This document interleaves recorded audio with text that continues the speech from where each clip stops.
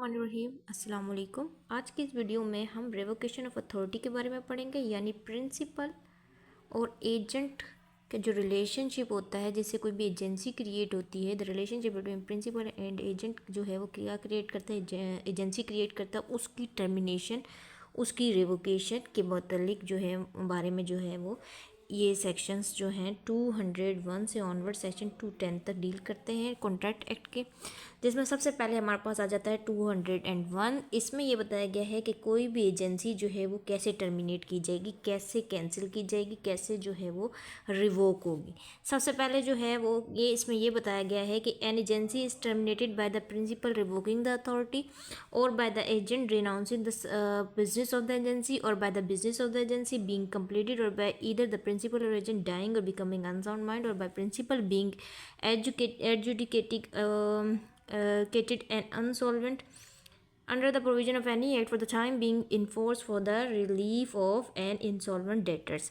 इसमें यह बताया गया है कि कोई भी एजेंसी, कॉन्ट्रैक्ट ऑफ एजेंसी क्या है। सबसे पहले हमें ये चीज़ बतानी चाहिए, कॉन्ट्रैक्ट ऑफ एजेंसी एजेंट और प्रिंसिपल के दरमियान, एजेंट और प्रिंसिपल के दरमियान जो रिलेशनशिप होता है उसको, वो जो रिलेशनशिप वो क्या क्रिएट करती है, वो कॉन्ट्रैक्ट ऑफ एजेंसी क्रिएट करती है। अब कॉन्ट्रैक्ट ऑफ एजेंसी को कैसे जो है वो टर्मिनेट किया जा सकता है।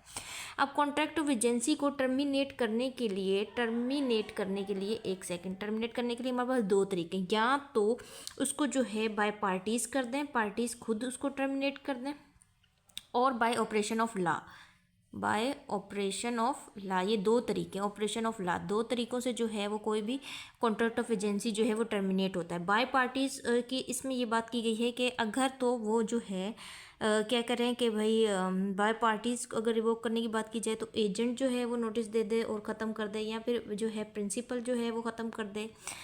ठीक है, ये है। और अगर बाय ऑपरेशन ऑफ लॉ की बात की जाए तो जो जिस टाइम पीरियड के लिए, टेन्योर के लिए जो है वो बनी थी एजेंसी, वो पूरा हो जाए तो भी एजेंसी जो है वो ख़त्म हो जाएंगी। रिवोकिंग, अगर प्रिंसिपल जो है अपनी अथॉरिटी रिवोक कर देता है तब भी एजेंसी ख़त्म हो जाती है। Agent renouncing the business of agency तब भी ख़त्म हो जाती है। बिजनेस ऑफ एजेंसी जो है, अगर वो जो जिस पर्पस के लिए की गया था कॉन्ट्रैक्ट वो कंप्लीट हो जाए तब भी ख़त्म हो जाती है। और इधर प्रिंसिपल और एजेंट डाइंग, अगर यहाँ तो प्रिंसिपल मर जाए या फिर एजेंट मर जाए, दोनों में से कोई भी, किसी की भी डेथ हो जाती है तो भी ख़त्म हो जाती है। दोनों में से कोई भी जो है अनसाउंड माइंड डिक्लेयर कर दिया जाता है तो भी जो है एजेंसी जो है वो ख़त्म हो जाती है। और by principal being adjudicating and insolvent, और अगर प्रिंसिपल जो है वो इंसॉल्वेंट, उसका दिवालिया निकल जाए तो भी जो है एजेंसी जो है वो ख़त्म हो जाएगी। ठीक है, इसके बाद हमारे पास सेक्शन आ जाता है 202, termination of agency where agent has an interest in subject matter. तब कैसे टर्मिनेट होगी एजेंसी, क्या टर्मिनेट हो सकती है जब कभी भी जो एजेंट है उसका क्या हो, एजेंट का इंटरेस्ट हो, किसमें, उसका खुद का भी इंटरेस्ट हो सब्जेक्ट मैटर में, तो क्या उस सूरत में कोई भी एजेंसी टर्मिनेट होगी। ये सेक्शन डील करता है 202। इसमें यह बताया गया है, एक second, where the agent has himself an interest in the property which forms the subject matter of the agency cannot, in the absence of express contract, be terminated to the prejudice of the interest। इस section में ये बताया गया है कि अगर किसी भी एजेंट का सब्जेक्ट मैटर में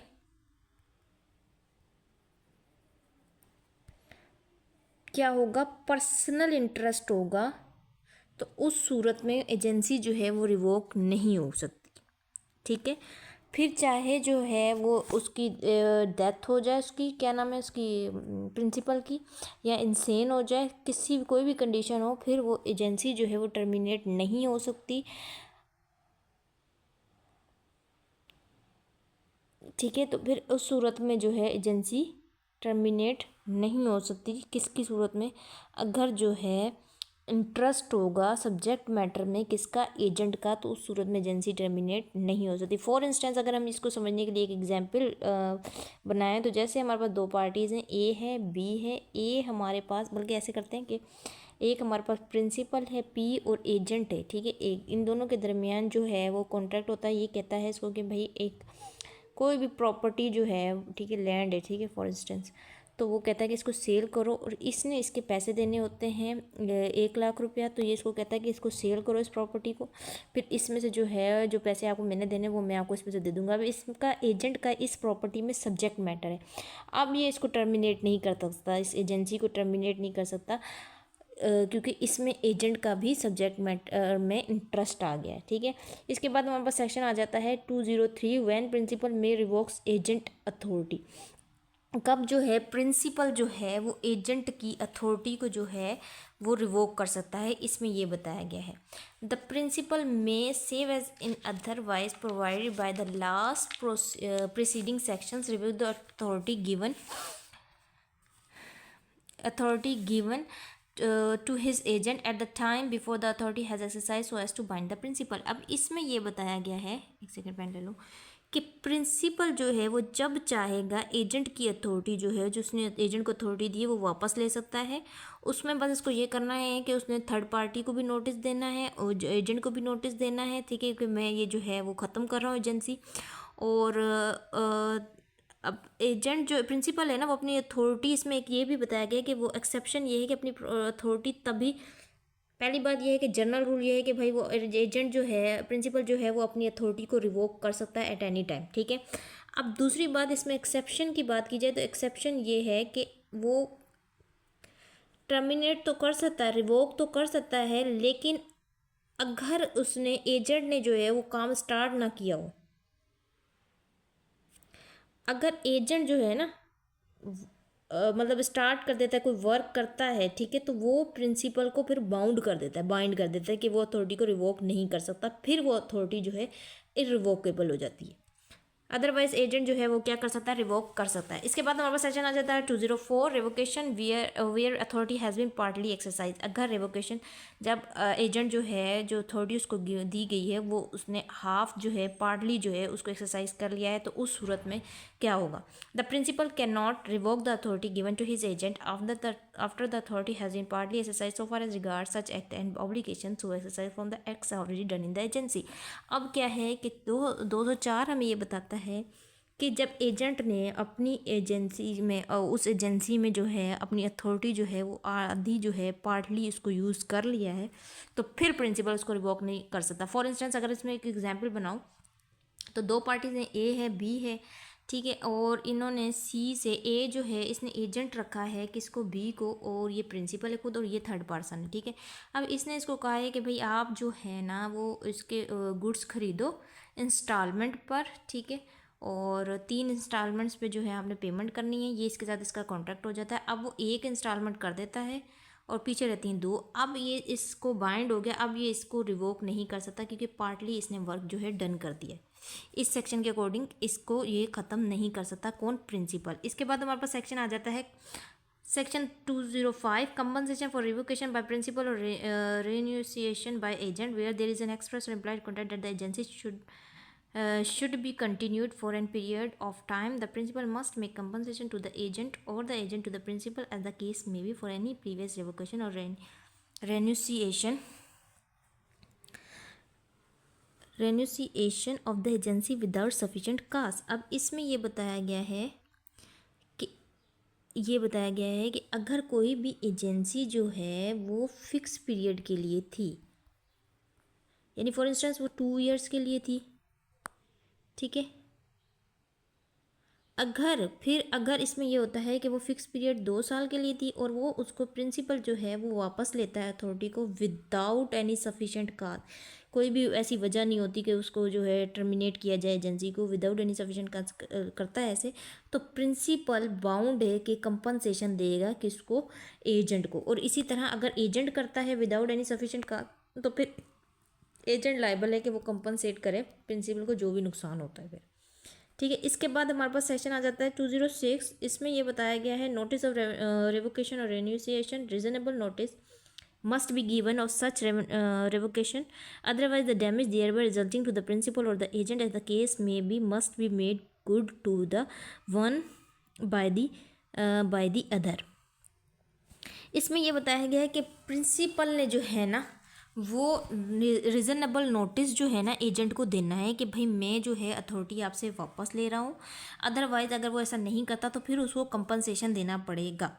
ठीक है, इनमें से ये है कि अगर एजेंट ऐसा करता है तो फिर एजेंट को प्रिंसिपल को नोटिस देना पड़ेगा। जो भी पार्टी फिर एग्रीव्ड होगी तो दूसरी पार्टी जो है उसको फिर वो कंपनसेट करेगी। एग्रीव पार्टी जो है वो कंपनसेशन लेने की एक हकदार होगी इस सेक्शन के अकॉर्डिंग। ठीक है, इसके बाद हमारे पास आ जाता है सेक्शन 207। इसमें यह बताया गया है कि रिवोकेशन जो है वो एक्सप्रेस भी हो सकती है और इम्प्लाइड भी हो सकती है। यानी आपने उसको एक्सप्रेसली भी जो है आप उसको बाय रिटन आप बाय स्पोकन वर्ड्स कुछ भी इस तरह करके जो है आप उसको जो है ओरली जो है वो आप कैंसिल कर सकते हो। ठीक है, रिवोकेशन कर सकते हो किसी भी एजेंसी को। ठीक है, लेकिन और उसको एम्प्लॉयडली भी कर सकते हो। ठीक है, एम्प्लॉयडली के लिए हम एक एग्जांपल ले लेते हैं। चलें, एग्जांपल में ये है कि भाई अब हमारे पास क्या है, उसके कंडक्ट से पता चलेगा कि जो है एजेंसी टर्मिनेट होगी। ए होता है, उसने बी को जो है वो क्या किया होता है, एजेंट अपॉइंट किया होता है। ठीक है, ए जो है वो प्रिंसिपल है कि भाई जो घर है, ठीक है, इसको जो है मैंने जो है वो रेंट पे जो है वो रेंट पे चढ़ा दो। ठीक है, ये घर है, इसको रेंट पे देना है। ठीक है, अब ये एजेंट इसको अपॉइंट करता है, लेकिन अब ये खुद ही जो है कुछ दिनों बाद जो है ये खुद ही जो है इसको रेंट पे चढ़ा देता है। तो ये बी को ये यहाँ पे अंडरस्टूड है कि ये जो अथॉरिटी है ये एम्प्लॉयडली जो है वो रिवोक हो गई है। इस तरह एम्प्लॉयडली रिवोक भी हो सकती है। इसके बाद हमारे पास सेक्शन 208 आता है। When termination of agent's authority take effect as to agent and as to third person, the termination of the authority of an agent doesn't so far as regard the agent take effect before it becomes known to him, or so far as regard third person becomes known to him.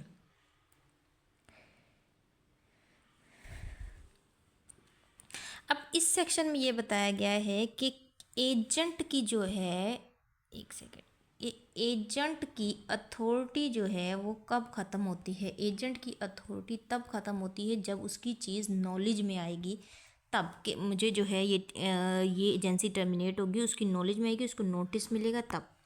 ठीक है, for instance ए और B के दरमियान contract of agency create होता है। A is a principal, B is an agent of A. ठीक है, doing work on behalf of A. ठीक है, इसके बाद क्या है कि भाई अब इन्होंने थर्ड पर्सन के साथ कॉन्ट्रैक्ट करना है, दैट इज़ मिस्टर सी के गुड सेल करो। सी के साथ भी नहीं तो किसी के साथ भी कि भाई गुड सेल करो।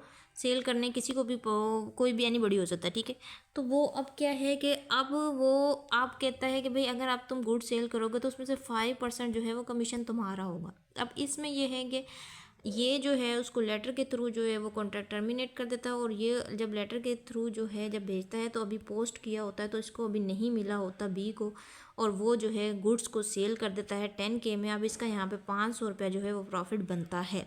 अब इसका काम है कि वो इसको देगा, क्योंकि ये अभी उसकी नॉलेज में उसको नोटिस अभी नहीं मिला था तब उसने ये काम किया था। तो यहाँ पे ए जो है वो लाइबल हो जाएगा। जब तक कि उसको नोटिस नहीं मिलता बी को तब तक अथॉरिटी टर्मिनेट नहीं होती,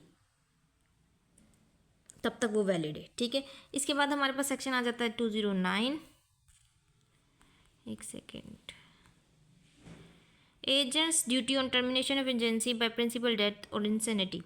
When an agency is terminated by the principal dying or becoming of unsound mind, the agent is bound to take on behalf the representative of the late principal all reasonable steps for the protection and preservation of the interest entrusted to him. अच्छा, 209 में ये बताया गया है कि in case of principal है ये, ठीक है, इसकी जो है वो डेथ हो जाती है